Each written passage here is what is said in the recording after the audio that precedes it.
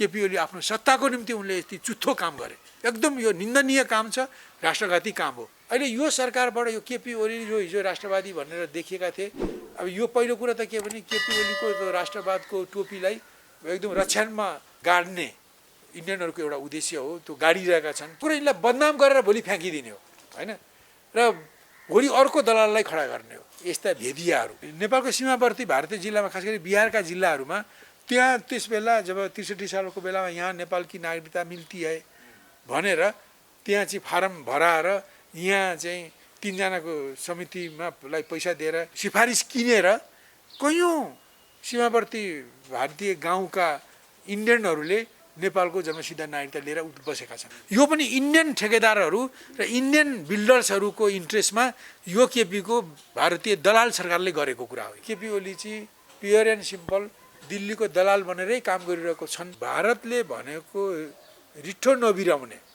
मान्छेको बुई चढेर यिनी सत्तामा जोगिन्छन् भने कसको निम्ति काम गर्छ? उनका बाबुले राजेन्द्र महतोले भन्दा पछि नेपालको नागरिकता लिएको हो भनेपछि बुझिहाल्नुहोस् न उनी कुन कस्ता नागरिक हुन्। केपी ओली पनि जतिसुकै भए पनि लाज शरम घिन सारा कुरालाई पसाउँदै तिनै नेपाललाई सिक्किम भुटान बनाउने जाली शासकहरूको सहयोग लिएर आफू सत्तामा टिक्ने बाटोमा लागिरहेका छन्। भारतका ती सीमावर्ती जिल्लाहरू नेपालका नागरिक जन्माउने बियाड बनेको छ।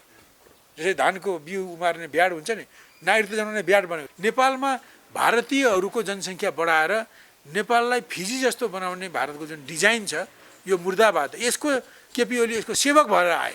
अब अहिले आएर जुन ढङ्गले केपी ओलीका मन्त्रीले जुन ढङ्गले यो चुरेमा अहिलेसम्म 10,800 पहिरो गइसकेको छ, त्यो चुरे फन्ने गरेर ढुङ्गा गिटी बालुवा इन्डियामा बिक्री गर्ने र व्यापार घाटा घटाउनको निम्ति चुरे फन्नी गर्ने जुन कुरालाई यो एउटा राष्ट्रघाती योजना हो। यसले चुरेलाई विनाश गर्छ। दिल्लीको सल्लाहलाई गीता मान्ने मान्छेहरूले ल्याएको कुरा हो। पछि इन्दिरा गान्धीले तराई छुट्याएर नेपाललाई अङ्गभङ्ग पार्ने कोसिस गरिन्। 77 सालको कार्तिकमा जुन सामन्त कुमार गोयल त्यहाँको रको चिफ आएर घन्टौँ बालुवाटारमा प्रधानमन्त्रीसँग कुरा गरेर गए। तबपछि केपी ओली बढीभन्दा बढी भारतप्रति निर्भर हुने, उनीहरूको सल्लाहमा चल्ने होइन, उनीहरूलाई नि रिजाएर सत्ता लम्ब्याउने जस्ता काम गरिरहेका छन्। र त्यस कुराकै यो परिणाम हो कि उनी अब मोहन्त ठाकुर, राजेन्द्र महतो जस्तो भनौँ न भारतको दिल्लीकै सुझाव अनुसार काम गर्ने जुन नेपालभित्र चैत मसान्त 46 सालभित्र नेपालमा जन्मेर यहीँ बसोबास नगर्नेले पनि जुन नागरिकता पाएका छन् त्यसलाई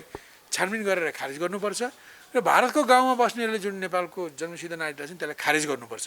त्यो सिद्धिन्छ। पानीका मूलहरू सुक्दैछन्, तराई भोलि मरुभूमि बन्छ, त्यत्रो जनसङ्ख्या भएको हाम्रो क्षेत्र मरुभूमि बन्छ।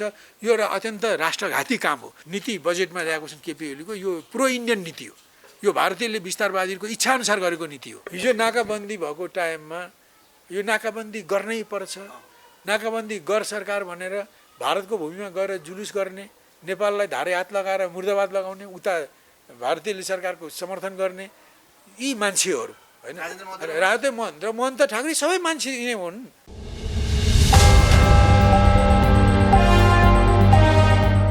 सिपी मैनाज्यू, हजुरलाई स्वागत छ हजुर एकता टिभी नेपाल। बहुत धन्यवाद। ठिकै छ भन्नु पर्यो। नेपालको राजनीतिमा पुरानो राजनीतिकर्मी, राजनीतिक विश्लेषण गरिरहनु भएको छ। मिडियामा धेरैले हजुरको कुराहरू मन पराउनुहुन्छ र हजुरले आफ्ना कुरा राख्नु भएको छ। नेताहरूलाई, पार्टीलाई, विभिन्न व्यक्तिगत हिसाबमा, संस्थागत हिसाबमा, पार्टीगत हिसाबमा यति बेला ठ्याक्क राजनीति विभिन्न उतार चढाव हुन्छ नेपालको राजनीति। नागरिकता अध्यादेश ल्याएर जसपासँग मिलेर जसो गरेर उहाँहरूले माने जसो गरेर नागरिकता अध्यादेशको कुराले गर्दा पनि यही कुरा सकिम हुने हो कि भन्ने छ नि। डर लाग्दछ भने अहिले त्यो काम गरिरहेका छन्। मैले भने म त्यही त भन्छु भने यस्तो किसिमको जुन नेपालको भू राजनीति र भूपरिवेष्टित स्थिति हो, यसले हाम्रो क्रान्ति परिवर्तनमा को बाटोमा असर गर्यो। पटक पटक साना साना परिवर्तन गरेर अनुकूल स्थितिमा मात्रै ठुलो परिवर्तन हुने हाम्रा अग्रजहरूले यसलाई बुझ्न नसक्नु भएकोले अब अरू हामी उहाँहरूका पछि आउनेहरूले नयाँ बाटो, सही बाटो खोलेर हिँड्न सकेनौँ र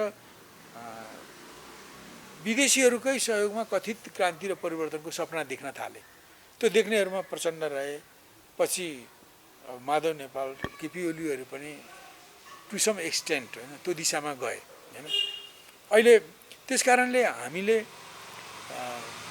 यो लामो सङ्घर्षपछि 2060 सालपछि हामीले हाम्रो अग्रजले गरेका राम्रा कुरा सकिसकेपछि नेपाली क्रान्तिलाई अगाडि बढाउन के समस्या छ भनेर खोज्दै जाँदा हामीले क्रान्तिको बाटो चाहिँ फरक रहेछ। त्यसकारण हामीले फरक ढङ्गले जानुपर्छ भन्ने ठाउँमा आइपुगेर हामी त्यो दिशामा छौँ। खैर यो मैले यसरी यति नै टुङ्गाइदिउँ। तपाईँले यो भन्नुभयो कि जस्तो भनौँ भारत चाहिँ उहिल्यै नेपालको एकीकरणको बेलादेखि नै त्यस बेला भारतमा ब्रिटिसका व्यापारीहरूको सङ्गठन इस्ट इन्डिया कम्पनीको त्यो व्यापारी सङ्गठनको शासन थियो। उसले त्यो व्यापारिक इस्ट इन्डिया कम्पनी भनेको व्यापारीहरूको सङ्गठनले पहिले व्यापार खोज्ने नेपालमा भारतमा व्यापार गर्ने अधिकार लियो ब्रिटिसको सरकारबाट। अनि पछि त्यो अधिकार व्यापारको क्षेत्रलाई जोगाउनेले प्रशासनिक अधिकार लियो ब्रिटिस सरकारबाट र इन्डियामा लागू गर्यो। पछि त्यो आफ्नो अधिकार क्षेत्रलाई जोगाउनको लागि फौज चाहियो भन्यो। उसले ब्रिटिस सरकारबाट त्यो व्यापारिक कम्पनी इस्ट इन्डिया कम्पनीले फौज चलाउने अधिकार पायो र हामीले नि पनि त्यो इस्ट इन्डिया कम्पनीको त्यो व्यापारीहरूको कम्पनीकोले राखेको फौजसँग हाम्रो पनि लडाइँ भयो। 1824 सिन्धुलीगढीमा लडाइँ भयो। 1870-72 हाम्रो पूर्व पश्चिमै लडाइँ भयो। त्यसले गर्दा सुगौली सन्धि गरेर हामी खुम्चिनु पर्यो।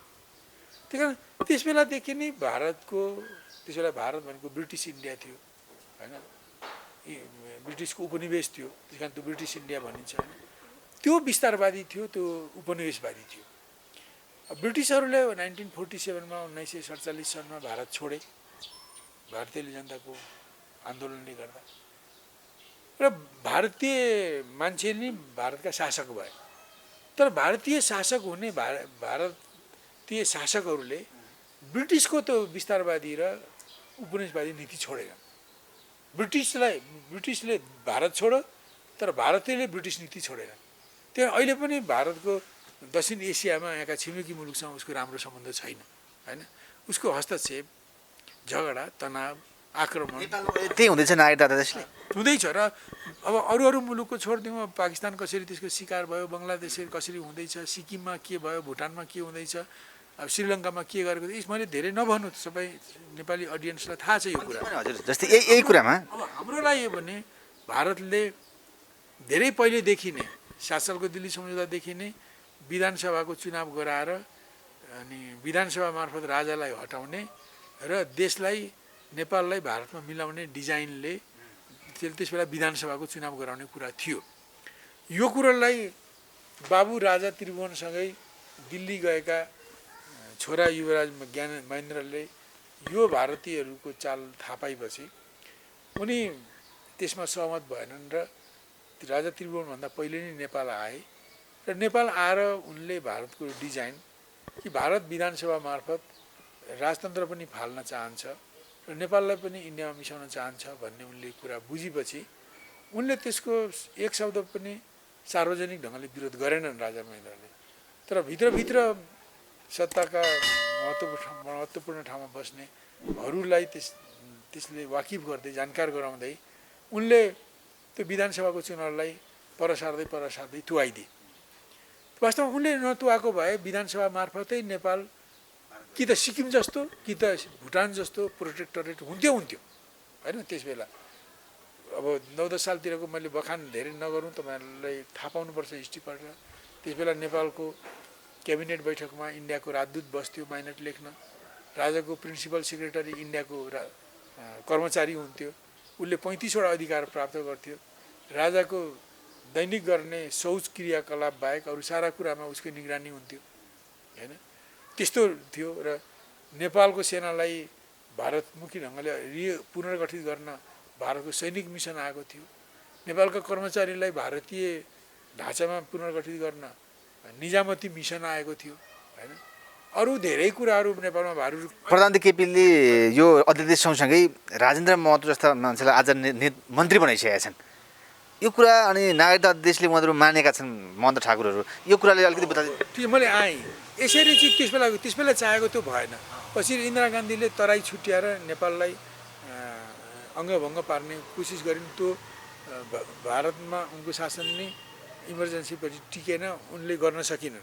त्यसपछि पनि भारतले तराई छुट्याउने अभियान चलाइरहेकै छ। एक मधेस एक प्रदेश भनेको भारतीय रणनीति अनुसार यहाँका केही सङ्कीर्ण मान्छेले दिल्लीको सल्लाहलाई गीता मान्ने मान्छेहरूले ल्याएको कुरा हो, भारतीय नेपाली जनताको कुरा होइन हैन। अब यो अहिले बिस्तारै संविधानमा जे जति कुरा उनीहरूले मिसाउन चाहेका थिए, घुसाउन चाहेका थिए संविधान सभाको संविधानमा, त्यो कुरो नपाउँदाखेरि उनीहरूले नाकेबन्दी लगायो 2072 सालको असोजपछि।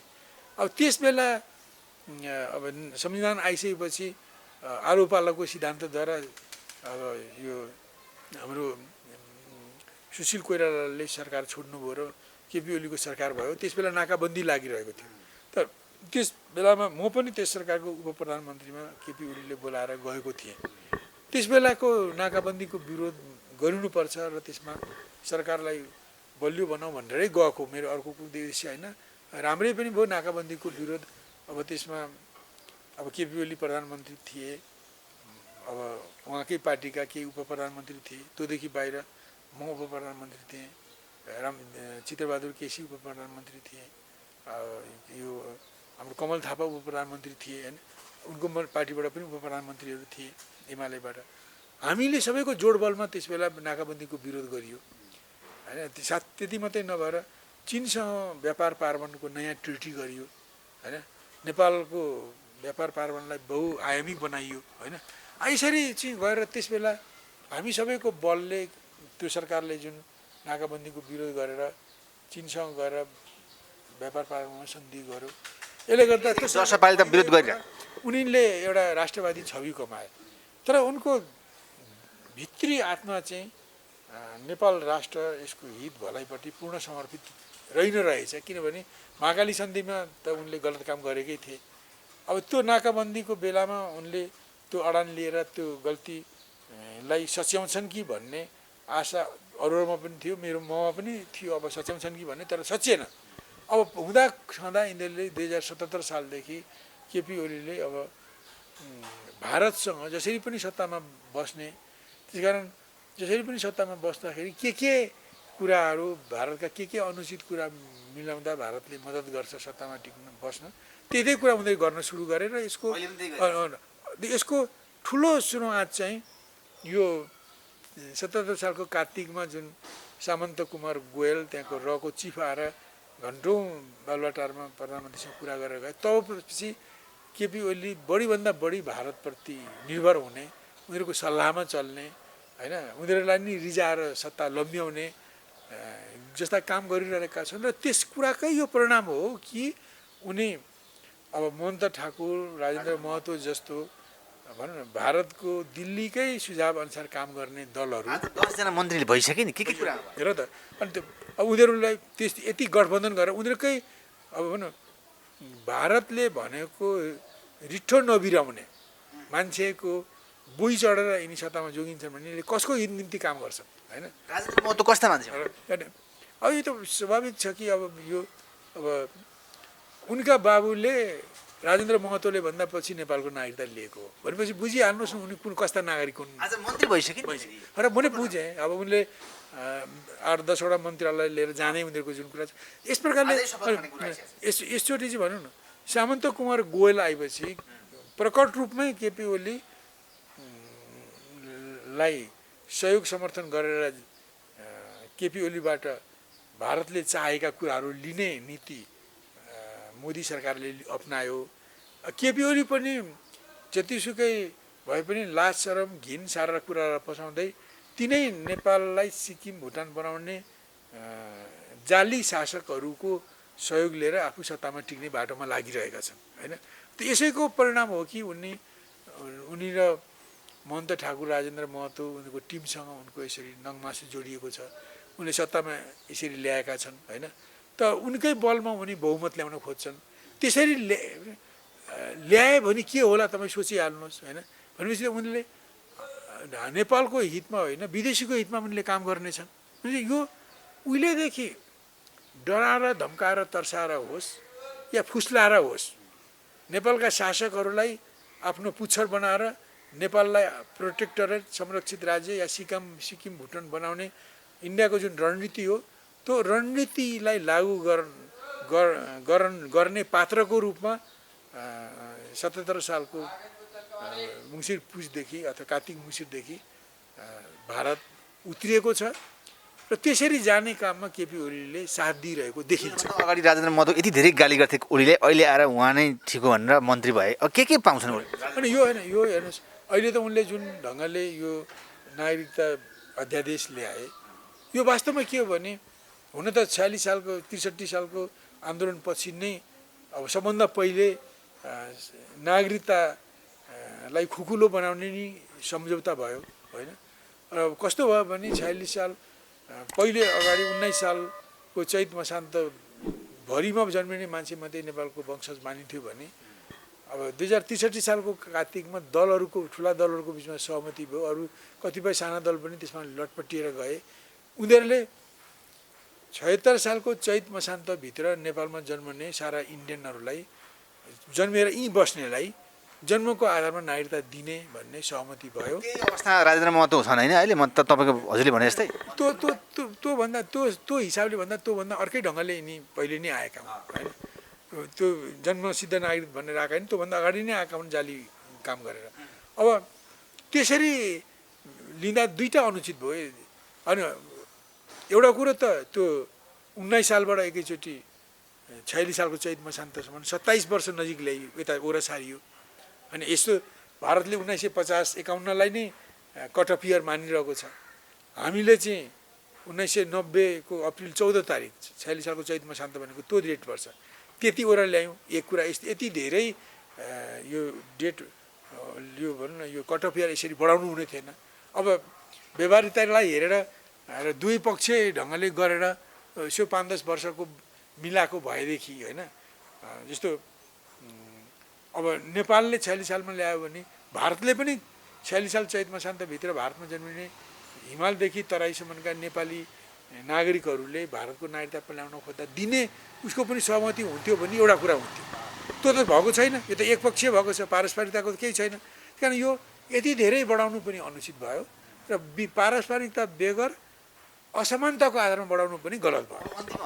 अनि अहिले आएर त्यसरी मैले भने त्यो आधारमा चैत मसान्त 46 सालमा जन्मनेले मात्रै जन्मको आधारमा नागरिकता लिएका छैनन्। त्योभन्दा यता 46 साल चैत मसान्त भन्दा पछि आउने इन्डियनहरूले पनि अगाडि आएको कृत्य कागज बनाएर 3 जनाको सिफारिस बनाएर उनीहरूले नागरिकता लिएका छन्। र त्यो 46 साल चैत मसान्तको नाममा त्यो मापदण्ड नपुर्याउने कयौँ इन्डियनहरूले जन्मसिद्ध नागरिकता लिएका छन् नेपालमा। अनि त्यसको छानबिन हुनु पर्थ्यो। दोस्रो कुरो त्यति मात्रै होइन, नेपालको सीमावर्ती भारतीय जिल्लामा खास गरी बिहारका जिल्लाहरूमा त्यहाँ त्यस बेला जब 63 सालको बेलामा यहाँ नेपाल की नागरिकता मिल्ती है भनेर त्यहाँ चाहिँ फारम भराएर यहाँ चाहिँ 3 जनाको समितिमा पैसा दिएर त्यो सिफारिस किनेर कयौँ सीमावर्ती भारतीय गाउँका इन्डियनहरूले नेपालको जन्मसिद्ध नागरिकता लिएर बसेका छन्। उनीहरू नेपाली नागरिक बनेर उता बसेका छन् र यहाँ नेपालमा चुनाव भयो भने यहाँ प्रो इन्डियन मतदातालाई भोट हाल्नको निम्ति यहाँ आउँछन् उनीहरू, पैसा खाएर भोट हाल्नको निम्ति।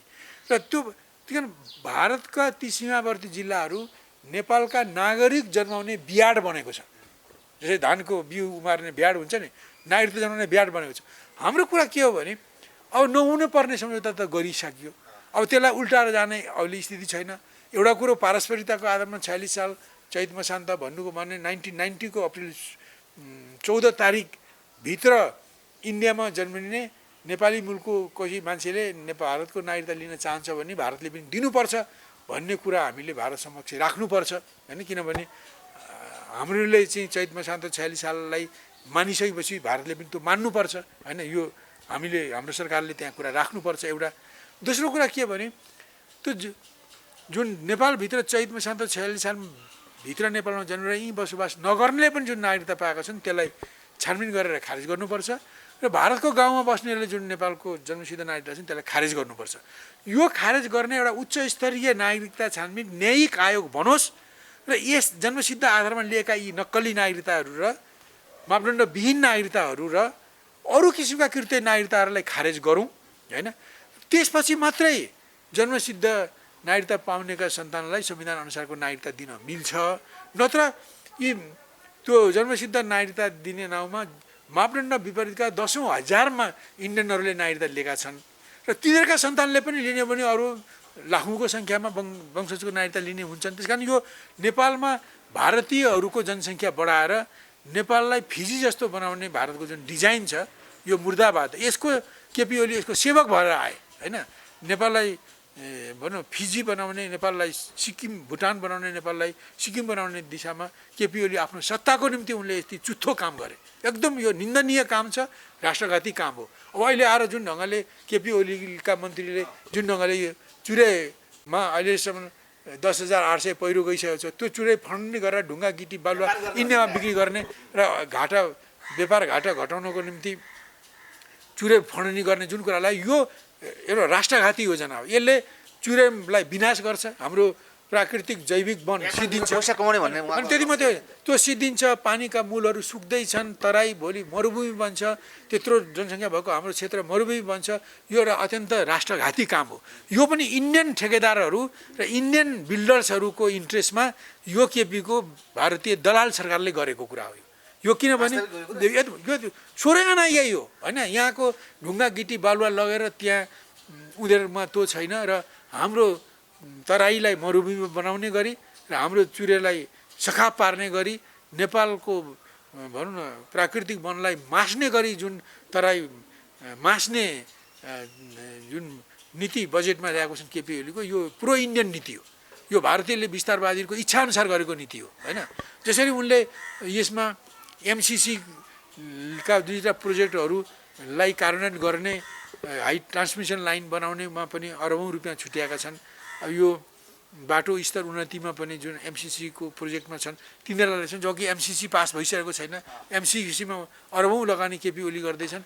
यो पनि अवैधानिक हो। यो पश्चिमाहरूलाई खास गरी अमेरिकीहरूलाई रिझाउनको निम्ति पनि केपीले एमसिसीका प्रोजेक्टहरूको निम्ति बजेटमा पैसा छुट्याएका छन् र बजेट भाषणबाट नीति ल्याएका छन् कि तराई चुरे दोहन गर्ने होइन र चुरे मास्ने र तराईलाई मरुभूमि बनाउने जुन नीति ल्याएका छन्, यो विदेश परस्त नीति हो, नेपाललाई सिध्याउने नीति हो। त यो इन्डियनहरूले, इन्डियन शासकहरूले उहिलेदेखि यस्तो नीति ल्याए। यस्ता धेरै कुराहरू छन्, मैले यहाँ लाउनु।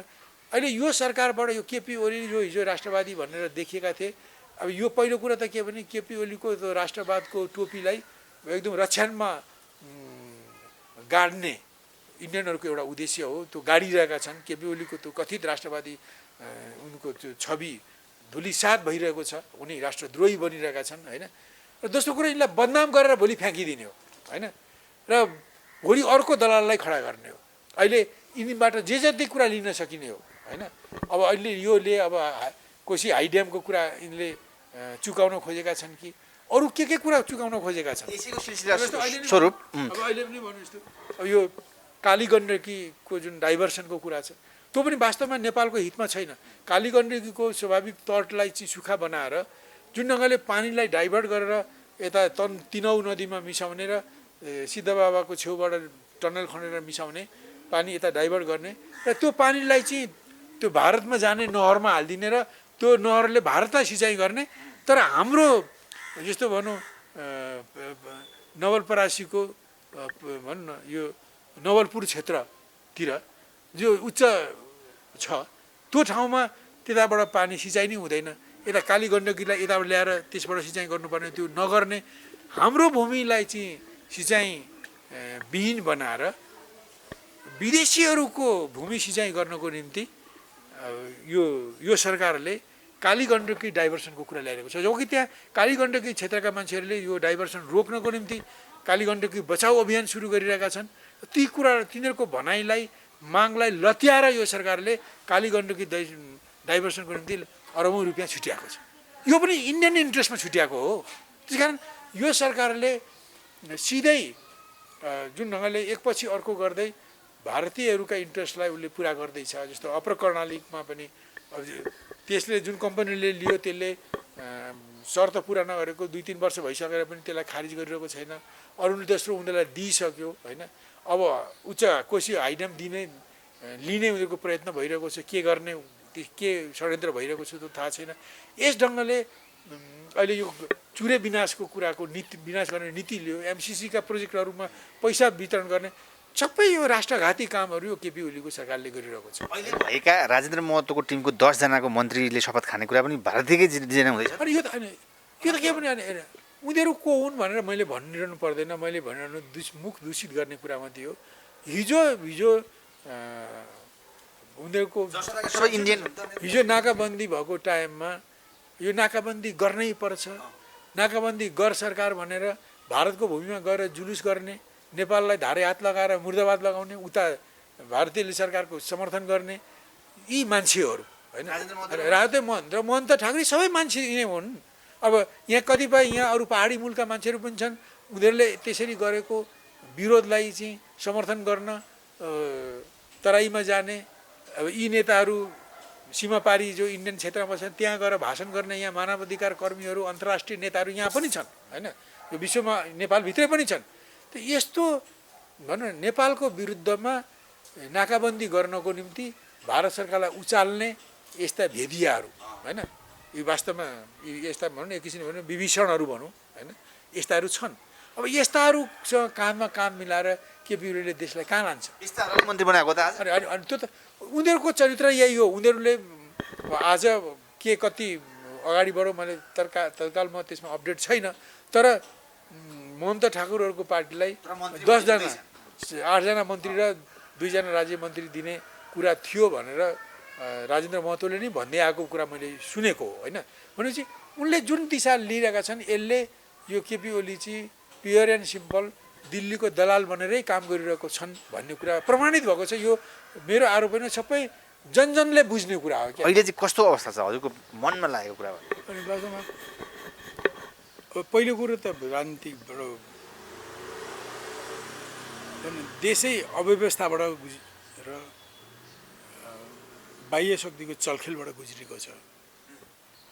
आन्तरिक अव्यवस्था, कुनै सिस्टम छैन, सबै भताभुङ्ग भएका छन् होइन, र बाह्य रूपमा बाह्य शक्ति हस्तक्षेपकारी शक्तिहरूको चलखेल एक। नेपालका नेता नेपालका पार्टी देश चलाएको छैन, उनीहरूको चलखेल छ। र दोस्रो कुरो अब देशभित्रमा सत्ताधारी दल अब चरम विभाजनको डिलमा छ होइन। अब फुटिहाल्यो भन्न पनि फुटिसकेको छैन, फुट्दैन भन्यो भने पनि फुट्ने लागेको छ। भने एकदम चरम विभाजनको डिलमा उभिएको छ। त अरू पक्ष विपक्षमा भएका विभिन्न ठुला दलहरूमा बाह्य शक्तिहरूको पहुँच, प्रवेश र चलखेल मात्रामा फरक भए पनि उत्तिकै छ होइन। त्यसकारण यस्तो भएको हुनाले नि देशको राजनीति कसरी जान्छ अब भनेर यसै मान्छेले ठम्याउन सक्दैन होइन। त्यसले गर्दा अव्यवस्था, विदेश बाह्य शक्तिको चलखेल, अन्यल र अस्थिरताबाटै देश गुज्रिरहेको छ। अहिले पार्टी टुट्ने फुट्ने कुरा गर्नुभयो नि, प्रधानमन्त्री केपी शर्मा ओली र माधव कुमार नेपाल फेरि मिल्न खोज्दै हुनुहुन्छ, तर आरोप प्रत्यारोप भइरहेकै थियो। यो सम्भावना चाहिँ के छ त? अनि यो पनि यस्तो भनौँ उहाँहरूको अब के कारणले अब सार्वजनिक नभएका पनि धेरै कारणहरू होलान् उहाँहरूको विवाद, बहस, झगडा, द्वन्द्वको निम्ति होइन। अब दृष्टिगोचर भएका बाहिर आएका मात्रै कुरा हेर्ने हो भने पनि उहाँहरू जुन ढङ्गले समीपमा पुग्न खोज्दै हुनुहुन्छ, फेरि एकजुट हुन खोज्दै हुनुहुन्छ, यो उहाँहरूको यो आंशिक प्रयत्न होइन, केही लेनदेनका कुराहरू मिलाएर, पद प्रतिष्ठाका कुराहरू मिलाएर होइन नि अहिले उहाँहरू फेरि नजिकिने एकजुट हुने खोज्दै हुनुहुन्छ। यति नै मात्रै कुराले उहाँहरूको एकता भइ नै हाल्यो भने पनि टिकाउ हुँदैन होइन, टिकाउ हुँदैन। किनभने अब यो उहाँहरूको विवादसँग धेरै कुराहरू, सिद्धान्तका कुरा, राजनीतिका कुरा, अब बाह्य सम्बन्धका कुरा होइन, अब अरू आफ्ना व्यक्तिगत स्वार्थका कुरा, धेरै कुरा गाँसिएका छन् क्या। त्यही कारण खालि व्यक्तिगत स्वार्थका कुरालाई मात्रै मिलाएर उहाँहरूको एकता चाहिँ बलियो र टिकाउ हुँदैन। तर पनि उहाँहरूले अहिले आंशिक कुराहरूबाट मिल्दै पछि सबै कुरामा मिलाउने दिशामा पनि जान सक्नु होला हैन। उहाँहरूको प्रयत्न सफल होस्, मैले त त्यही कामना गर्ने हो हैन। तर जुन ढङ्गले जुन रीतले उहाँहरू मिल्न खोज्दै हुनुहुन्छ त्यही ढङ्ग र त्यही रीतमा मात्रै सीमित हुनुहुन्छ भने त्यो दिगो एकता हुन सक्दैन। एकता भयो नि भने पनि त्यो दिगो हुँदैन। यदि उहाँले अब हुन त दुवै पक्षमा दोष छन्, खालि एउटा पक्षमा मात्रै दोष होइन, कुनैमा कुनै एउटा पक्षको बढी दोष होला, कुनैमा अर्कोको बढी दोष होला हैन। तर यो स्थितिको निम्ति खास गरिकन रुलिङ पार्टी हिजो नेकपाको अवस्था अहिलेको अवस्थामा आइपुग्नको निम्ति दुवै पक्षका जिम्मेदार छन् हैन। दुवै पक्षकामा रहेका सत्ता स्वार्थ, व्यक्तिगत स्वार्थ, भागबण्डाको कुराले असर गरेछ। दुवै शक्तिलाई चाहिँ विदेशीहरूको भनाइमा, आश्वासनमा, सल्लाहमा अल्झिएका छन्। दुवै भिन्न भिन्न मात्रामा होलान्, तर दुवै त्यसमा अल्झिएका छन्। भारतमा नेपाल पनि त्यो अवस्था छ। सबै छन्। कोही को बाँकी छ र न नेपाली काङ्ग्रेस छ, न मधेस केन्द्रित दल छन्, न प्रचण्डहरूको दल छ, न यो केपी ओली, कसैको छैन। यी सबै दल चाहिँ यो कस्तो भयो भने सबै दल चाहिँ नाङ्लो होइन चाल्नो भएका छन् क्या। बुझ्नुहुन्छ नि, चाल्नोबाटमा केही रहँदैन, सबै छिर्छ। यो नाङ्लो जस्तो होइन, सबै यति धेरै छिद्रा पुगेका छन् कि नसमा भाइटल पोइन्टमा विदेशीहरूको पहुँच छ। त्यस कारणले अब उनीहरू नेपाली जनताको इच्छा, आकाङ्क्षा, नेपाल राष्ट्रको हित, स्वतन्त्रता, सार्वभौमिक सत्ताको कुरालाई लिएर उनीहरू एकजुट हुन मुस्किल छ। किनभने त्यस्ता हस्तक्षेपकारी शक्तिहरू उनीहरूका कोठाचोटामा पुगिसकेका छन्। अहिले उहाँहरूले जे जति आफ्नो निजी स्वार्थहरूलाई केही संयोजन गरेर उहाँहरूले एकता गरिहाल्नुभयो भने र त्यतिमै मात्रै सीमित रहनुभयो भने त्यो टिक्दैन। अब त्यो आज एक दुईवटा मिलाउने, भोलि एक दुईवटा मिलाउने, पछि एक दुईवटा मिलाउँदै जानुभयो भने त अब त्यो टिकाउ हुने दिशामा पनि जान सक्ला होइन। तर एक दुईवटा कुरा मिलायो कि अब सिद्धियो भन्यो भनेदेखि कुरा सिद्धिएको हुन्न, फेरि अर्को चरणमा फेरि झडप फुटारामको स्थिति व्यक्तिगत स्वभावका आधारमा त अगाडि होला नि। केपीको स्वभावको कुरा, प्रमाणको स्वभावका कुरा, पहिला भएका सम्बन्धका कुरा तिनीहरूको असर त हुन्छ नि, तर निर्णायक होइन। त्यसको असर त हुन्छ, निर्णायक हुन्न। अब निर्णायक भनेको वास्तवमा भन्नु पोलिटिकल पार्टी एकजुट हुनको निम्ति होइन, उनीहरू यदि आफ्नो एउटा मिसनमा, पोलिटिकल पार्टी कुनै लक्ष्यमा, जस्तो नेपाल एउटा पराधीन अर्धउपनिवेशी अर्धसामन्ती मुलुक हो, यसमा भित्रका दलाल पुँजीवादी शक्तिहरू, सामन्तवादी शक्तिहरूसँग जुझ्दै जनतालाई होइन अधिकारले सम्पन्न गराउँ, बाह्य हस्तक्षेपकारी साम्राज्यवादी प्रभुत्ववादी शक्तिहरूका हस्तक्षेप होइन, उनीहरूको हाई ह्यान्डेडनेस, उनीहरूको दबदबा दादागिरीले गर्दा बाह्य शक्तिका जुन नेपालको एकता अखण्डतालाई कमजोर छन्, त्यसलाई हटाएर जाउँ र देश साँचो अर्थमा स्वतन्त्र होस्, सार्वभौम होस् र जनता वास्तविक रूपमा प्रजातन्त्रका हकदार हुनुन् भन्ने मिसन छ भने होइन, त्यो लक्ष्य हो भने र त्यही लक्ष्यमै भनौँ अधिकांश नेता कार्यकर्ताको एकता हो भने त्यो टिकाउ हुन्छ।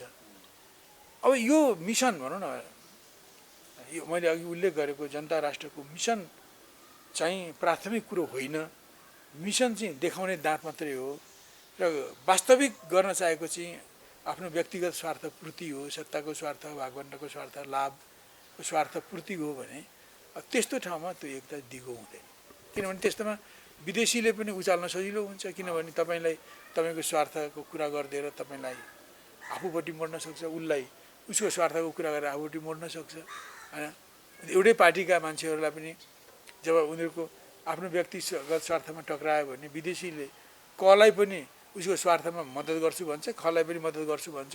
परिणाम के हुन्छ, दुईटै जुझ्नु पर्यो। आफ्नो स्वार्थको निम्ति बाह्य बल पाएपछि, बाह्य समर्थन पाएपछि उनीहरू जुझ्छन् र एकता हुँदैन। त्यही कारण जनता र राष्ट्रको स्वतन्त्रता, सार्वभौमिक सत्ता, उनीहरूको मुक्ति, उनीहरूको खुसियाली, उनीहरूको एकता कुन कायम गर्ने एउटा मिसन, एउटा लक्ष्य, एउटा ध्येय छ भने त्यही ध्येयको वरिपरि एकता भएको हो भने विदेशीले चलखेल गर्न धेरै सक्दैनन्। जब स्वार्थ आधारित एकता छ भने प्रत्येकको स्वार्थलाई उचालिदिएर समर्थन गर्छु भनेर उनीहरूकोमा विवाद र द्वन्द्व बढाइदिन्छ। नेपाल पक्षले त नयाँ पार्टी खोल्नु भनेर उहाँका नेता कार्यकर्ताले त आवाज उठाइसके। ठिक छ, त्यो उहाँहरूले निर्णय गर्ने कुरा हो। अब पनि पार्टी खोल्ने कुरा एउटा लहरको कुरा होइन होइन। जस्तै एउटा मेरो पनि अनुभव छ, हिजो वामदेव चाहिँ अगुवाई गरे 54 सालमा उनका गतिविधिले गर्दा तत्कालीन एमालेका नेताहरूले वामदेव लगायत 9-10 जना नेतालाई निष्कासन गरे, पार्टी फुट्यो होइन। तर वामदेवले त्यही एमालेकै जस्तो सिद्धान्त, उनीहरूकै जस्तो शैली तौर तरिका, उनीहरूको जस्तै सत्ता लोभी धन कमाउने प्रवृत्ति लिएको हुनाले अब उस्तै सिद्धान्त, उस्तै मान्यता, उस्तै लक्ष्य लिएर चाहिँ दुईटा पार्टी चल्न नसक्ने भएकोले 54मा विभाजन भयो, 58मा वामदेव फर्केर जानुभयो। हामीले त्यो एमालेमा सिद्धान्तमा, कार्यशैलीमा, पार्टी सञ्चालन विधिमा, उनीहरूका बाह्य नीतिमा धेरै त्रुटिहरू छन्। त्यो नसोचिकन हामी जाँदैनौँ भनेर म लगायत कयौँ साथीहरू गएन। हामी बस्यौँ, हामीले माले पार्टीलाई पुनर्निर्माण गऱ्यौँ। हामीले हिजो हाम्रो अग्रजहरूले नदेखेका, गर्न नभ्याएका कुराहरूलाई हामीले गरेर अगाडि गयौँ। हामीले उहाँहरूले अगाडि सारेको नेपाली समाजको विश्लेषण, नेपाली क्रान्तिको चरित्र, राजनीतिक विश्लेषण ठिकै गरे पनि उहाँले त्यसलाई हामीले फलो गऱ्यौँ। तर पनि हाम्रा अग्रजहरूले नेपालका विशिष्टताहरूलाई एकमुष्ट ढङ्गले आफ्ना नेपालको खासियतहरू, नेपालका खास कुराहरू हुन्छन्, त्यस्ता कुराहरू नबुझेको, समष्टिमा नबुझ्नाले हाम्रा अग्रजहरूले नेपाली क्रान्तिको बाटो कसरी परिवर्तन हुन्छ भन्ने कुराको त्यति स्पष्टता थिएन होइन। हामीले त्यसको खोजी नीति गऱ्यौँ होइन। हाम्रा अग्रजहरूले देखाएका राम्रा कामहरू गर्दै उहाँहरूले गर्न नभएका कुराहरूलाई हल गर्न ठाउँमा पुग्यौँ। हामीले के देख्यौँ भने हाम्रो क्रान्तिको बाटो चाहिँ अरू कतिपय उस्तै राजनीतिक चरित्र भएका मुलुकहरूको भन्दा भिन्न रहेछ। चिनको भन्दा, हिन्द चिनको भन्दा, कोरियाको भन्दा भिन्न रहेछ। हाम्रो चाहिँ अब यो ती मुलुकहरूमा अब एकचोटि सुरु गरेपछि लामो समयसम्म लडाइँ लडेर क्रान्तिलाई विजयी बनाउने एउटा स्थिति रह्यो। हाम्रो मुलुकमा त्यस्तो स्थिति रहेन। हाम्रो आकारले, हाम्रो भूगोलले, हाम्रो जनसङ्ख्याले र हाम्रो भूराजनीतिक संवेदनशीलताले यहाँ चाहिँ पटक पटकमा वर्गीय सङ्घर्ष र राजनीतिक सङ्घर्ष चाहिँ बढ्दै गएर विस्फोटमा पुग्ने, तर बाह्य शक्तिको कारणले गर्दा त्यसले लक्ष्य हासिल गर्न नसक्ने, त्यसले गर्दा यस्तो स्थिति रहेछ। त्यसले गर्दा नेपालमा पटक पटक साना परिवर्तन हुँदै जाने र एउटा अनुकूल राष्ट्रिय र अनुकूल अन्तर्राष्ट्रिय स्थितिमा मात्रै आमूल परिवर्तन हुने, जनताको सत्ता आउने, समाजवादको ढुका खोल्ने, समाजवादमा जाने, साम्यवादतर्फ अगाडि बढ्ने कुरा हुँदो रहेछ होइन। तर हाम्रो चाहिँ कसैको जस्तो भनौँ, चिनकी उदाहरण गर्नु, दीर्घकालीन जनयुद्धको रणनीतिबाट, कार्यनीतिबाट उहाँहरू लड्नुभयो। उहाँहरूले 25 वर्ष लगातार सङ्घर्षका चरित्रहरू, राजनीतिक चरित्र बदल्दै उहाँहरू लड्नुभयो। 25 वर्षको लडाइँपछि लगभग 1924देखि सुरु गरेको उहाँहरूको सशस्त्र क्रान्ति 1949 सालको अक्टोबरमा आएर राष्ट्रिय रूपमा विजय प्राप्त गर्यो, विजयी भयो। 25 वर्षसम्म बाङ्गो बाटो, टिङ्गो बाटो हिँड्दै उहाँहरूले लड्नुभयो। हाम्रो जियो पोलिटिक्स, हाम्रो भूपरिवेशित स्थितिले त्यस्तो बाटोलाई अनुमति दिँदो रहेछ। हाम्रो जुन ढङ्गले भनौँ न अब हाम्रो अवस्थिति छ, अब अहिले त भनौँ तिनतिरबाट हामीलाई घेर्ने छिमेकी मुलुक भारतको इतिहासमा पहिलो पटक होइन, केही 10 वर्षदेखि यता अमेरिकासँग उसको गठजोड भएको छ।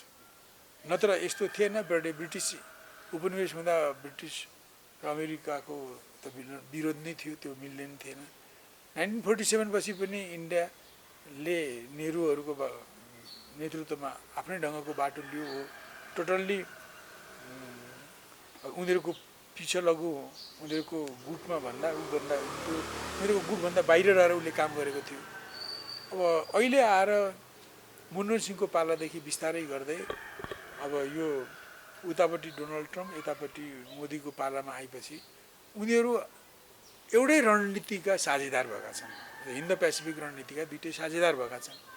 दुईटैले पूर्वको नाटो भनेर चिनिने चौवटा क्वाड हैन, अमेरिका, भारत, जापान, अस्ट्रेलियाको यो उनीहरूको सुरक्षा गठबन्धन हैन, यसका सदस्य बनेका छन्।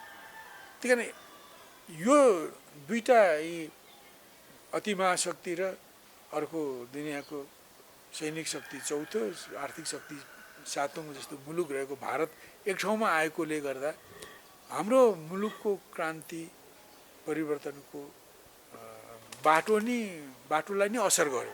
हाम्रोमा चाहिँ पटक पटक साना परिवर्तन हुने र अनुकूल स्थितिमा मात्रै ठुलो परिवर्तन हुने हैन बाटो रहेछ हाम्रो। त यो बाटोलाई हाम्रा अग्रजहरूले ठ्याक्कै खुट्याउन सक्नु भएन, किन धेरै कुराहरू खुलिसकेका थिएनन्, उहाँहरूले खुट्याउन सक्नु भएन। तर 7 सालको परिवर्तन, 46 सालको परिवर्तन अनि 63 सालको परिवर्तन पनि कम्प्लिट नहुने स्थितिमा 2060 सालमा देखि नेकपा मालेले, जसको महासचिव म थिएँ, म छु होइन, हामीले नेपालको राजनीतिक समाजको क्रान्तिको चरित्र विश्लेषणमा अरू कतिपय एसियाली मुलुकसँग समानता भए पनि यो परिवर्तन गर्ने बाटोमा चाहिँ भिन्नता रहेछ।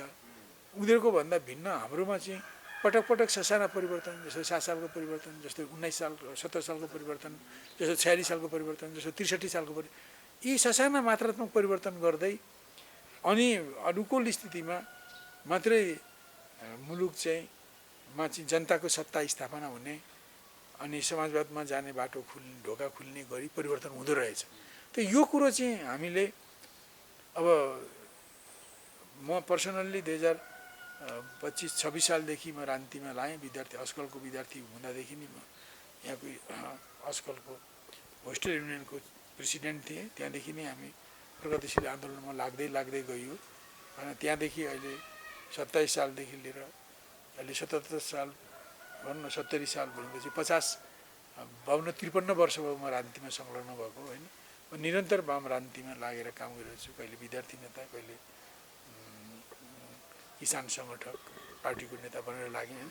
यी सबै ढङ्गले लाग्ने क्रममा आज आएर हामीलाई थाहा भयो कि वास्तवमा नेपाली क्रान्तिको यो 50-60 वर्षको अनुभवलाई र त्योभन्दा अगाडि पनि हाम्रा अग्रजहरूले कमाएको अनुभवलाई अध्ययन गर्दा नेपाली क्रान्तिका कतिपय कुराहरू चाहिँ हाम्रो अग्रजबाट खोलिया रहेछन्, त्यसलाई हल गरिएको रहन्छ। अब विभिन्न कारणले, अब परिस्थितिको भनौँ न, परिस्थिति पुरा एक्सपोज नखुलेको हुनाले उहाँहरूले त्यो हल गर्न सक्नुभएको रहेछ। हामीले त्यो कुरा बुझ्यौँ कि हाम्रोमा पटक पटक साना साना परिवर्तन हुँदै अनुकूल स्थितिमा मात्रै ठुलो परिवर्तन, आमूल परिवर्तन हुन्छ, जनसत्ता हुन्छ अनि त्यसपछि समाज अगाडि बढ्छ भन्ने ठाउँमा हामी पुग्यौँ होइन। हो यस्तो कुरा नबुझेकोले गर्दा अब हाम्रो कतिपय पछि अब मसँगै लागेर बनेको पार्टी नेकपा एमाले पनि बाटो बिरायो। पछि अब झापालीहरूले हिंसात्मक आन्दोलन गरेर ठुलो भए, हामीले पनि त्यस्तो गर्नुपर्छ भनेर झापालीहरूकै त्यो बाटोलाई पछ्याएर माओवादीले पनि 52 सालदेखि सशस्त्र आन्दोलन सुरु गरेर उसको चर्चा भयो। तर झापा आन्दोलनमा पनि तात्कालिक लक्ष्य निर्धारण गर्नमा हाम्रा कमजोरीहरू थिए। माओवादीले पनि तात्कालिक लक्ष्य निर्धारण गर्ने कुरामा कमजोरी देखायो।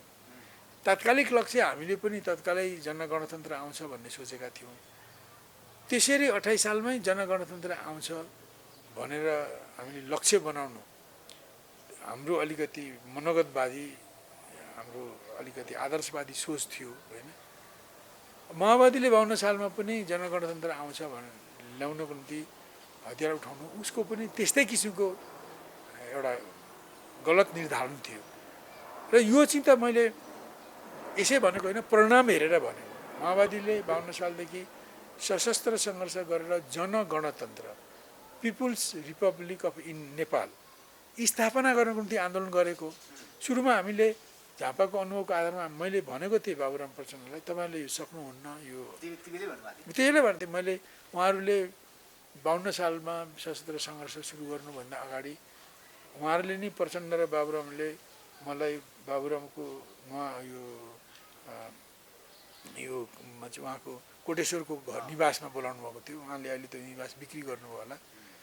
त्यहाँ हामी 5-6 घन्टा कुरा गरेका थियौँ। उहाँले मलाई सशस्त्र सङ्घर्ष गरेर जनगणतन्त्र ल्याउने बाटोमा जाउँ भनेर आग्रह गर्नुभयो। मैले उहाँलाई भने तपाईँ यसै कारणले यो लक्ष्य तपाईँहरूको निम्ति उपयुक्त हुन्न होइन। यो पछिको एउटा अनुकूल बेलाको लक्ष्य हो, भविष्यको लक्ष्य हो जनगणतन्त्र, त्यसपछि समाजवाद आदि इत्यादि, त्यो ठिक छ। तर अहिले तपाईँहरूको यो लक्ष्य ठिक छैन, तपाईँहरू यो एचिभ गर्न सक्नुहुन्न। मैले 12-27 कुरा गरेर मलाई कन्भिन्स गर्न खोज्नुभयो। म पनि एउटा आन्दोलनमा लागेर त्यसका सफलता असफलता, मिठा मसिना, तिता पिरा कुरा नबुझेको भए उहाँहरूका ती आकाश पाताल जोड्ने गफले म पनि प्रभावित हुन्थेँ होला। तर मैले पनि केही बुझेको हुनाले मैले त्यो कुरामा अब म प्रभावित भएन। मैले भने यो सम्भव छैन कमान्डरहरू भन्यो। मैले उहाँहरूलाई भनेको थिएँ त्यस बेला अहिले भनेको भर्खरै 46 सालको परिवर्तन भएको छ। जनताका निम्ति धेरै अधिकारहरू ल्याएका पनि छौँ। ती अधिकारले जनतालाई सज्जित गर्ने, अधिकार सम्पन्न बनाउने अहिलेको दायित्व हो।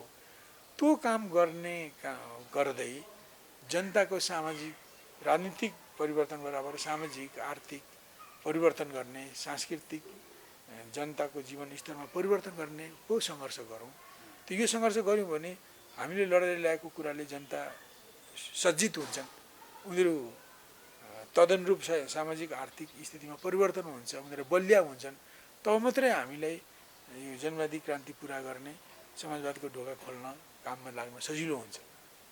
मैले यो कुरा भने होइन, उहाँहरूले यो कुरा पत्याउनु भएन होइन। र उहाँहरूले भन्नुभयो होइन परिस्थिति पाकेको छ, अब हामीले बन्दुकको बलले लड्यौँ भने अब यो राजतन्त्र, यो संसदलाई फालेर जनगणतन्त्र आउँछ भन्नुभयो। मैले पत्याइनँ। मैले उहाँलाई त्यसो हुन्न भनेर सम्झाउँदा पनि उहाँले पत्याउनु भएन। जनयुद्धपट्टि राजतन्त्र फालिएको हो, गणतन्त्र ल्याएको भन्नु एउटा उहाँहरूले त्यो बाटोमा जानु, पछिमा आफ्नो बाटो जाने भनेर फर्क्यौँ। मैले त्यसबेला भनेको थिएँ लड्नु होला, केही प्रभाव होला, शक्ति पनि बनाउनु होला, तर तपाईँ जनगणतन्त्रमा पुग्नुहुन्न। यदि पुग्नै खोज्नुहुन्छ भने तपाईँ माथि ठुलो ठुलो आपत आउन सक्छ। तपाईँले पिस एन्ड डेमोक्रेसीमा आउनुपर्छ। त आउने बेलामा पनि जान्नु भएन भने ठुलो नोक्सान हुन्छ है। मैले त्यसबेलै भनेको बाबुराम प्रचण्डले मेरो यो युट्युब हेर्छन् भने उनीहरूले सम्झिनुपर्छ बाबुरामजीको घरमा मैले यो भनेर हामी छुटिएका हौँ। भयो त्यस्तै। तर एउटा के भने यो माओवादी पार्टीले राजनीतिक चरित्र रहेन रहेछ। किन रहन्छ भने त्यस बेला त ठिक छ उहाँहरू एउटा आग्रहमा लाग्नुभएको थियो। मैले जे भने पनि उहाँले त्यो आग्रहको कारणले गर्दा पत्याउनु भएन, त्यसलाई मैले अस्वाभाविक मान्दिनँ। तर झापामा पनि हामीहरू पनि त्यस्तैमा थियौँ। तत्काल सशस्त्र सङ्घर्षबाट राजतन्त्र पञ्चायत फालेर हामी जनताकै गणतन्त्र ल्याउन सक्छौँ, यही अहिलेको कार्यनीति हो भन्ने मलाई पनि लाग्थ्यो। त्यसबेला कतिपय मान्छेहरू यो हुन्न भन्दा पनि मलाई पत्यारै लाग्दैन थियो होइन। म पनि हुन्छ कि हुन्छ भन्थेँ। त्यस्तै उहाँहरूले पनि हुन्छ कि हुन्छ भन्नु कुनै ठुलो कुरा होइन होइन। तर जब 10 वर्ष लडेपछि, 10 वर्ष लड्ने क्रममा यत्रो 17,000 मान्छे मारिए, दुईपट्टि गरेर खरबौँको राष्ट्रिय सम्पत्ति क्षति भयो, लाखौँ मान्छेहरूले दुःख पाए होइन। जमिन कब्जा भयो, अङ्गभङ्ग भयो, लापता भए, दुःख पाए। पछि फर्केर आउँदा विदेशीको एजेन्डा बोकेर आउनु पर्यो। जातीय राज्य, क्षेत्रीय राज्य, आत्मनिर्भर अधिकार, खुकुलो नागरिकता, हिन्दी भाषा होइन, नेपालको नाम चाहिँदैन भन्ने जस्ता कुरा लिएर आए होइन। उहाँले अनि अहिले के देख्यो भन्दाखेरि उहाँहरूले जति कोसिस गरे पनि जनगणतन्त्र आउन सकेन, पुँजीवादी गणतन्त्र नै आयो। भनेपछि त 2052 सालमा जनगणतन्त्र नै आउँछ भनेर सशस्त्र सङ्घर्ष गर्नु, जनगणतन्त्रको सशस्त्र गर्ने कुरा त 10 वर्षको आन्दोलनले त गलत साबित गरिदियो नि त। यो त सिपी मैनालीको आरोप होइन नि, त वस्तुगत कुरा हो नि। अनि उहाँहरूले यो बाबु प्रचण्डजी एउटा राजनीतिक मान्छे हो भने जस्तो मार्क्सवादले त के भन्छ, नीतिको विचार सही या गलत हो भनेर छुट्याउने कसी भनेको व्यवहार हो। व्यवहारले त देखायो उहाँहरूको सशस्त्र सङ्घर्ष गरेर तत्कालै जनगणतन्त्र ल्याउने कार्यनीति। म अहिले पनि भन्दैछु कार्यनीति उहाँले लिएको कार्यनीति हो।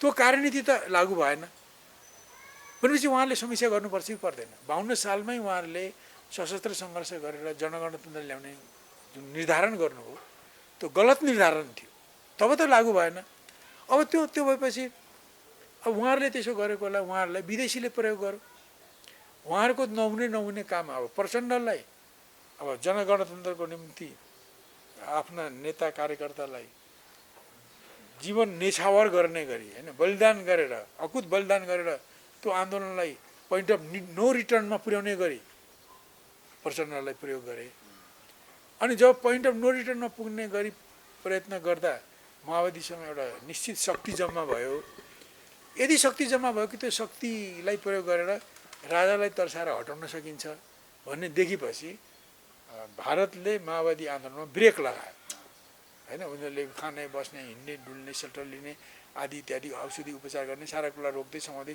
थुन्दै जेलमा हाल्न सुरु गर्यो र उनीहरूलाई प्रेसर दियो यो त्यसपछि त्यो प्रेसर दिने क्रममा उनीहरूले 12 दिनमा आए र अब जनगणतन्त्र होइन लोकतान्त्रिक गणतन्त्र अथवा लोकतन्त्रमा आउने गरी उनीहरू आए र त्यसमा पनि भारतले 12 पनि राजतन्त्र फालेर गणतन्त्र ल्याउने कुरा लेखेन किन भारतले त्यसो भन्न सक्दैन थियो होइन उसले त्यो नेपालको माने यो क्षेत्रीय सन्तुलनको निम्ति पनि ठिक थिएन नेपालकै स्वतन्त्र सार्वभौमिकताको निम्ति पनि त्यो ठिक थिएन त्यही कारण इन्डियाले त्यो कुरा सिधै भन्न सकेन तर उसले चाहिँ घुमाएर नरवा कुञ्जरवा अस्वस्थामा हतोहत टाइपको सम्झौता गर्यो होइन त्यहाँ निरङ्कुश राजतन्त्र फाल्ने कुरा छ पूर्ण राजतन्त्रै फाल्ने कुरा छैन होइन पछि 2063 सालमा पनि यहाँ आन्दोलनको क्रममा भारतमा त्यसबेला काङ्ग्रेस आएको मनमोहन सिंहजी प्रधानमन्त्री रहनुभएको सरकार थियो मनमोहन सिंह प्रधानमन्त्रीको विशेष प्रतिनिधिको रूपमा कर्ण सिंह आउनुभयो यो कश्मीरको पहिलेको युवराज राजकुमार होइन हरिसिंहको छोरा काङ्ग्रेस आएको मान्छे अब उनले राजालाई फस्लाङ गरेर उनलाई चाहिँ राजकीय सत्ता र सार्वजनिक सत्ताको मालिक जनता हो भनेर मान्नुहोस् यति भएपछि राजतन्त्र पनि रहन्छ दल र राजतन्त्र मिलेर काम गर्ने भनेर सम्झौता गराए वैशाख 10 गतेमा राजाले धेरै गर्न खोज्दा कर्णसिंहले धेरै गर्न दिएनन् 8 गते अनि त्यसलाई दलहरूले अस्वीकार गरे त्यसपछि दलहरूको दबाब बढेपछि उनीहरूले राजकीय सत्ता र सार्वजनिक सत्ताको मालिक जनता हो दरबार होइन भन्ने भनौँ न कुरामा राजा ज्ञानेन्द्र सहमत भएर 2063 को वैशाख 10 गते एउटा सहमति भयो जसको भनौँ साक्षी चाहिँ भारत सरकारको प्रतिनिधि कर्ण सिंह काङ्ग्रेस आईको नेता हुनुहुन्थ्यो त उनीहरूको सम्झौतामा भएको उनीहरूको साक्षी उनीहरूको उपस्थिति भएको सम्झौतालाई भन्दा अगाडि बढेर इन्डियाले त्यसलाई कार्यान्वयन गरायो इन्डियाले नै गराएको म एकदम स्क्वायरली भन्छु इन्डियाले नै गराएको र अब पछि यहाँ खेल्दै अब पछि 63 सालमा भनौँ पिसमा डेमोक्रेसीमा आइसकेपछि माओवादीलाई संसदमा ल्याउने कुरा भयो अब त्यसबेला ठुलो गुनासो एमालेको थियो एमाले बराबर सिट दिएर अनिर्वाचित माओवादीका साथीहरूलाई संसदमा हुलियो हैन यसमा माओवादीको एमालेको हिजै विरोध थियो कि वास्तवमा यसो नगर्नुपर्ने अनिर्वाचित मान्छेलाई निर्वाचित दल एमाले जतिकै उस्तै हाराहारी सिट नदिनुपर्ने गिरिजाले खेले भने वास्तवमा उनले गिरिजाले पनि त्यो खेलेकै हो अब त्यो स्थिति भएपछि पछि माओवादीले संसद अन्तरिम संविधानमा उनीहरू गए होइन अनिर्वाचित मान्छेहरू पनि लिएर 2063 सालको माघ 1 गतेदेखि पुनर्स्थापित संसदमा 63 साल वैशाखमा स्थापित भएको पुनर्स्थापित संसदमा अब झन्डै एमाले बराबरका माओवादीको सङ्ख्या राख अनिर्वाचित सदस्य बोलाएर र आन्दोलनकारी दलहरूबाट पनि लिएर म पनि वाम मोर्चाबाट एकजना प्रतिनिधि भएर गएको थिएँ म पनि अनिर्वाचित सांसद भएर गएको थिएँ तर त्यहाँ गएपछि माओवादी शक्तिलाई प्रयोग गरेर तत्कालै अब 12 बुँदेमा पनि नलेखिएको यो वैशाख 10 गते पनि त्रिपक्षीय सहमतिमा पनि नलेखिएको हैन राजतन्त्र हटाउने कुरा लेखिएको थिएन हैन त्यो राजाको वक्तव्यबाटै बुझ्नुहुन्छ अस्ति भर्खरै हरिसिंहसँग कान्तिपुरको संवाददाताले दिल्लीमा कुरा गर्दा त्यसबेला वैशाख 10 2063 सालमा भएको सहमति यो राजाले राजकीय सत्ता र सार्वजनिक सत्ता जनतालाई दिएपछि जनताको हो भनेर मानेपछि दल र राजा मिलेर जान सक्छन् भन्ने किसिमको नि सहमति हो भनेर त्यो साँची बस्ने कर्ण सिंहले भने होइन। कान्तिपुरमा पनि छापियो यो तपाईँले हेर्नु होला। तर पनि पत्रकारले सोच्छन् त्यो त लागू भएन नि भन्दा कर्ण सिंह कसरी चिप्लिन्छन् भने खै त्यसपछि प्रधानमन्त्री मनमोहन सिंहले के गर्नुभयो मैले कुरै गर्न पाएको छैन भने। त्यो यिनीहरूले त्यहाँ पनि जाल खेल्यो। कुरो चाहिँ 12 बुँदेमा चपाएर गऱ्यो। उसले चाहेको त राजा फाल्नु नै थियो त्यस बेला। उनीहरूको इच्छा अनुसार नेपाल चल्न सकेन। नेपाल स्वतन्त्र सार्वभौम रह्यो। यसले आफ्नो सुरक्षा पनि इन्डियालाई दिएन, प्राकृतिक स्रोत दिएन होइन, विदेश नीति पनि आफै सञ्चालन गरौँ हामीलाई दिएन, भुटान जस्तो भएर बसेन भन्ने कुराले उनीहरूले प्रष्ट कुरा नलिइकन माओवादी शक्तिलाई प्रयोग गरेर 12 बुँदेमा भन्दा पनि बढी काम गराए र 63 सालको वैशाख 10 को सम्झौता भन्दा पनि बढी काम गराए। उनीहरूले राजालाई माओवादीलाई अगाडि सारेर राजतन्त्रलाई फाल्न लगाए होइन। यो किसिमको भूमिकामा होइन यो ब्याकग्राउन्ड यस्तो रह्यो होइन। यस्तो भएको हुनाले गर्दा नेपालमा चाहिँ नेपालकोमा भारतले 7 सालमा 46 सालमा 63 सालमै पनि यहाँको परिवर्तनमा भारतले आफ्नो हातमा डाडु पुन्यु लियो र जनतालाई लिइरहेको छ र आफ्नो नेपाली जनतालाई केही अधिकार दिने नाममा उसले नेपालमा आफ्नो अधिकार बढायो। जस्तो 7 सालमा पहिलो दिल्ली सम्झौता गरेर जति अधिकार इन्डियाले लिएको थियो यदि राजा महेन्द्र 2011 सालको चैतमा राजा भएपछि उनले पहिलो दिल्ली सम्झौताबाट भारतले लिएका अधिकारहरूलाई निरस्त गर्ने त्यसलाई खारेज गर्ने काम नगरेको भए होइन नेपाल उहिले नै भारतको सिक्किम जस्तो अथवा भुटान जस्तो होइन एउटा प्रोटेक्टोरेट एउटा संरक्षित राज्य हुन्थ्यो। बहुत धन्यवाद।